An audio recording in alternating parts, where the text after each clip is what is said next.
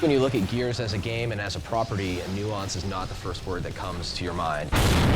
Often we paint with very heavy brush strokes. I mean, even though we paint in large brush strokes, it's within those there are layers and layers of artwork and design. It's our approach to characters and creatures and environments that really sets Gears apart, I think. If you step back for a second and you look at the design of the majority of the creatures in the Gears of War universe, they're designed to mess with your head, to be unsettling.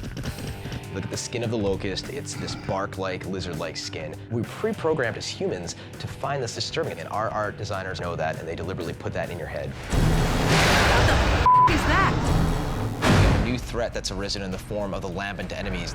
The lambent were a challenge.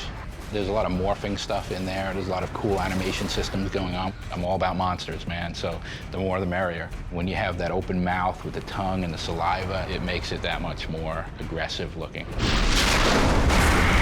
Gears of War, to me, has always just been about heavy, brutal combat. You're fighting this locust horde from the bowels of the planet, and you've got these big, massive, heavy guys. We've tried to play off that with everything we do, the way the guys look and feel, the weapons, all that stuff.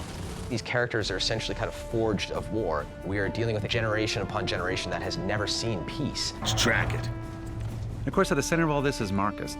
Visually, he's like Atlas with a world on his shoulders. You can almost feel the burden he carries. Hold him off! Just hold him off!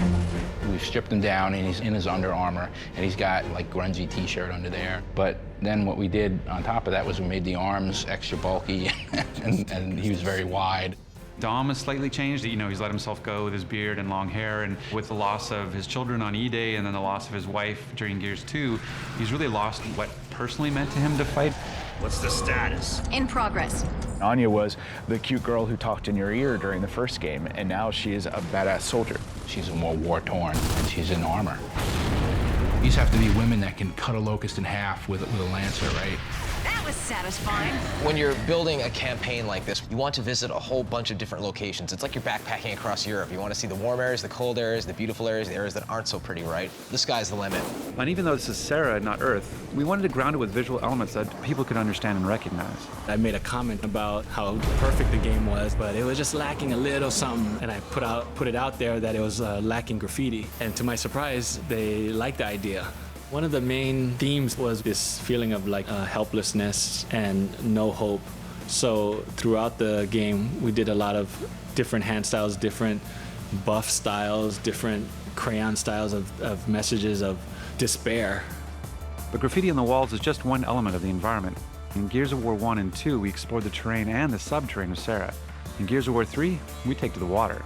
For that, we used a more diffuse lighting coming through the water with light rays, and it gives it a really cool saltwater aquarium type look. Whoa, that was close! We also see Hanover, which is this kind of suburban town that has a supermarket, a playground, and a stadium. Cole used to play this game Thrashball, so we said, hey, where did he play? What did this place look like? So we designed the stadium, and then what the uniform would look like, what the helmets would look like, what the name of his team would look like. It makes it feel like there was this place, and now he's come home to it.